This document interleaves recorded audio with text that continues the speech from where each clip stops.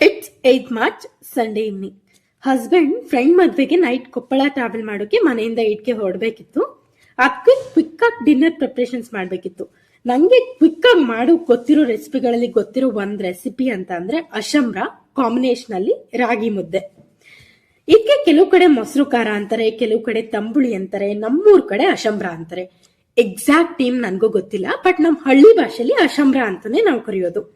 Time saving, quick and tastiest comfort recipe. ನನ್ಗಿಷ್ಟ ಆಗೋ ತರ ಒಂದ್ ಜಾರ್ಗೆ ಹುರಿದಿರೋ ಶೇಂಗಾ, ಕಡ್ಲೆ, ಸುಟ್ಟಿರೋ ಹಸಿ ಮೆಣಸಿನಕಾಯಿ, ಕೊತ್ತಂಬರಿ ಸೊಪ್ಪು, ಕರಿಬೇವು, ಬೆಳ್ಳುಳ್ಳಿ, ಜೀರಿಗೆ, ಕಾಯಿ, ಉಪ್ಪು ಹಾಕಿ ಪೇಸ್ಟ್ ಮಾಡ್ಕೊಂಡು ಒಗ್ಗರಣೆಗೆ ಮಾಡ್ಕೊಂಡಿರೋ ಪೇಸ್ಟ್ಗೆ ಸ್ವಲ್ಪ ಕೂಲ್ ಆದ್ಮೇಲೆ ಮೊಸರು ಆಡ್ ಮಾಡ್ಕೊಂಡು ರುಚಿಗೆ ತಕ್ಕಂತೆ ಉಪ್ಪು ಹಾಕೊಂಡ್ರೆ ಆಯ್ತು. ರಾಗಿ ಮುದ್ದೆಗೆ ಒಂದ್ ಒಳ್ಳೆ ಕಾಂಬಿನೇಷನ್ ಅಂತಾನೆ ಹೇಳ್ಬೋದು.